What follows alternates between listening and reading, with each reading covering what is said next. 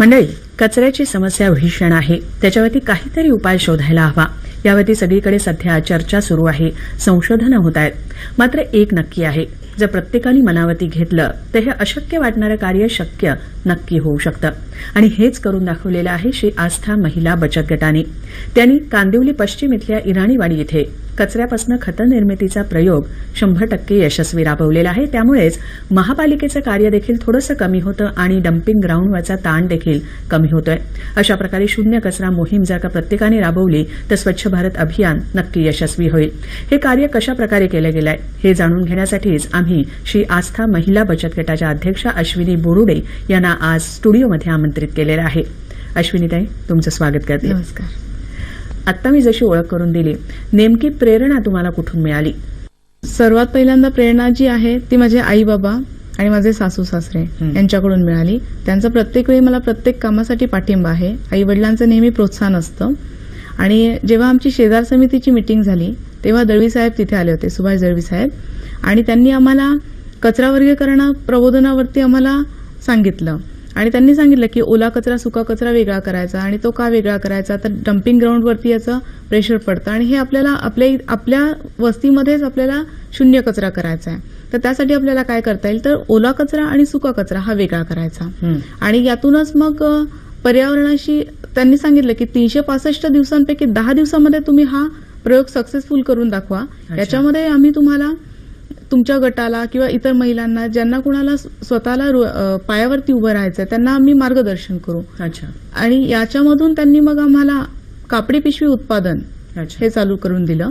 आणि याच्यामध्ये मग प्लास्टिक पिशवीचा मोह टाळा आणि कापडी पिशवीचा वापर, मग ही योजना आमची पुढे चालत राहिली. त्याच्यामध्ये आम्ही साधारण 100 संस्था आज आम्हाला कनेक्टेड आहेत. म्हणजे ह्या आरसाऊथचे पण आम्हाला याच्यामध्ये खूप मार्गदर्शन मिळाले. प्रत्येक चालक संस्था ज्या आहेत त्या चालक संस्थांनी ह्या पिशव्यांचं वाटप केलं. तसेच याच्यामधून आमच्या महिलांना, महिला बचत गट आहेत किंवा इतर महिला आहेत, त्यांना रोजगार मिळाला. बरोबर. याच्यामध्ये त्यांनी रोजगार मिळावा म्हणून आम्ही जास्तीत जास्त पिशव्यांचं उत्पादन केलं.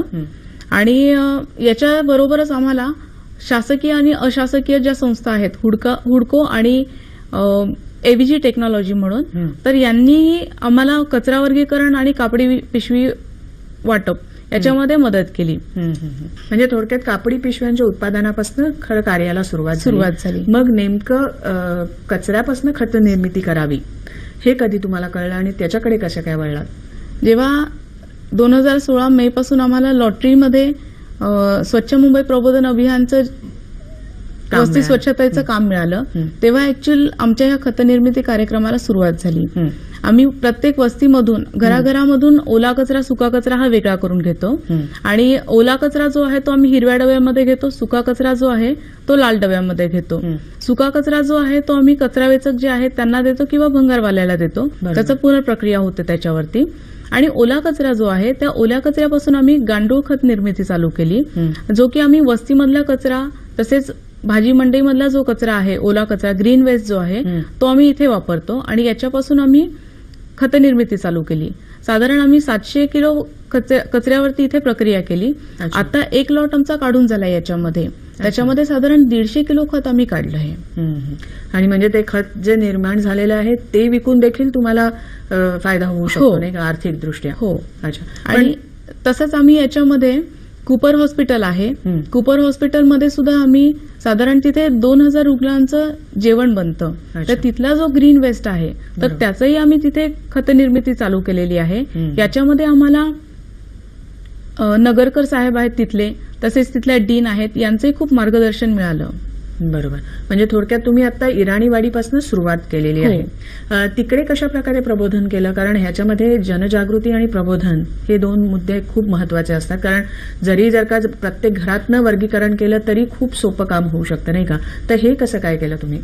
याच्यामध्ये आम्ही नागरिकांमध्ये प्रबोधन केलं, भिंती रंगवल्या, माहिती पत्रकं वाटली, परत प्रत्येक वेळी आम्ही प्रभात फेरी घेतली, रॅली काढल्या, त्याच्यानंतर स्वच्छतेसाठी चौक सभा घेतल्या. अच्छा. ही सगळी आम्ही कामं केली.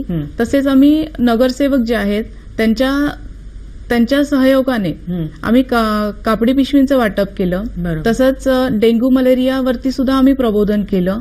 आणि आता पंतप्रधान मोदीजींचा आपला जो 66वा वाढदिवस झाला त्याच्यामध्ये आम्ही स्वच्छता मोहीम सुद्धा राबवली. या मोहिमेमध्ये खासदार गोपाळ शेट्टी, तसेच आमदार योगेश सागर आणि आपले स्थानिक नगरसेवक जे आहेत मुकेश मिस्त्री साहेब ते होते. सहाय्यक आयुक्त साहेबराव गायकवाड हे सुद्धा होते. यांनी खूप मार्गदर्शन केले आणि यांचा सहभाग खूप मोठा होता. अच्छा, आता इराणीवाडीमध्ये हा प्रयोग यशस्वीपणे राबवलेला आहे. आता पुढचं पाऊल काय, भावी काय तुमचे एकंदरीत प्रोग्राम्स आहेत किंवा काय? एकतर पूर्ण एरिया जो आहे तो शून्य कचरा मोहीम मध्ये आम्हाला हे करायचं आहे. म्हणजे हा एरिया म्हणजे कुठपासून कुठपर्यंत आहे तो? हा 27 नंबरचा वॉर्ड आहे. अच्छा. त्याच्यामध्ये छोटे छोटे असे बरेचसे पॉकेट आहेत. तर याच्यामध्ये आम्ही प्रत्येक ठिकाणी ओला कचरा, सुका कचरा आणि प्रत्येक ठिकाणी कंपोस्टिंग अच्छा हे चालू केलं. आता आम्ही 2 ठिकाणी केलेलं. गोरसवाडी म्हणून एक एरिया आहे, तिथेही आम्ही कंपोस्टिंग चालू केलंय. कापडी पिशव्यांचा मगाशी तुम्ही उल्लेख केलेला होता. खरोखर एक स्तुत्य पाऊल म्हणावं लागेल, कारण जेव्हा स्वच्छ भारत अभियानाचा मुद्दा छेडला जातो तेव्हा प्लास्टिक पिशव्यांचा वापर टाळायलाच हवा, कारण जास्तीत जास्त कचरा त्यातूनच होतो आणि तो विघटनशील नाहीये, नाही का? तर हे खूप छान कार्य करताय तुम्ही कापडी पिशव्यांचा. आणखीन ते विस्तारण्याचा काही मानस आहे का? हो, आम्ही CSR फंड मधून किंवा ज्या काही मोठ्या कंपनीज आहेत यांच्या माध्यमातून कचरा वर्गीकरण तसेच प्लास्टिक पिशवीचा मोह टाळा यावरती आम्ही काम करतो. तसेच बऱ्याचशा संस्था आहेत ज्या स्वतःहून पुढाकार घेतात की आम्हाला प्लास्टिक पिशवीचा मोह टाळा आणि कापडी पिशवीचा वापर करा या घोषवाक्याकडे ते वळलेले आहेत.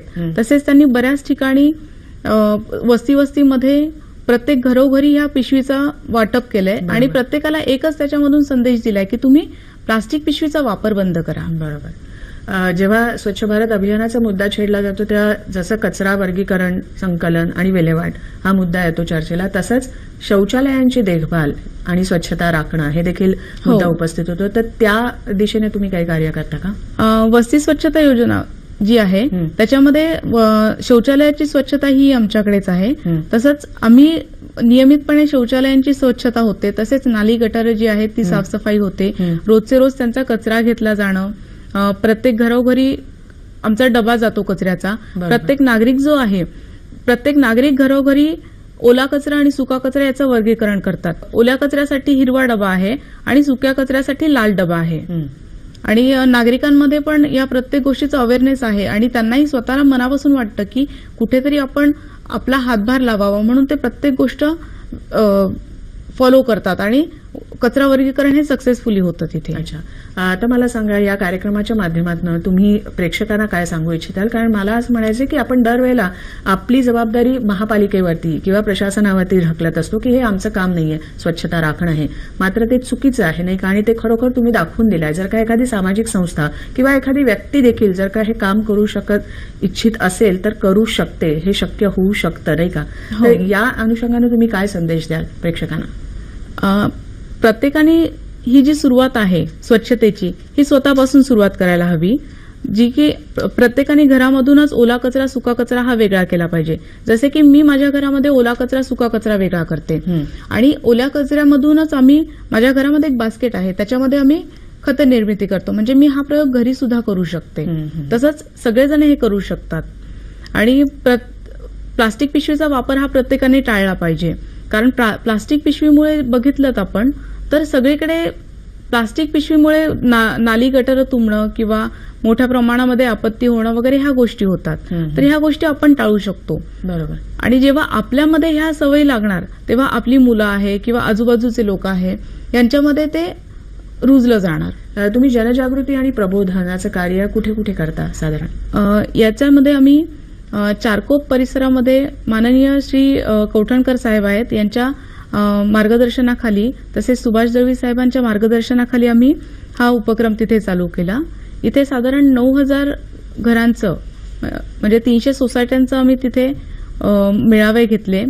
पदाधिकारी, अध्यक्ष, सचिव वगैरे तिथे आले होते. त्यांना आम्ही ओला कचरा, सुका कचरा याच्यावरती मार्गदर्शन केलं. तसंच तिथे कापडी पिशव्यांचं सुद्धा वाटप केलं. अच्छा, धन्यवाद अश्विनीजी, तुम्ही आज इथे आलात आणि खूप छान माहिती दिली. सुत्य असं तुमचं पाऊल आहे आणि याचा आदर्श सगळ्यांनी ठेवावा समोर आणि कार्य करावं. धन्यवाद. नमस्कार.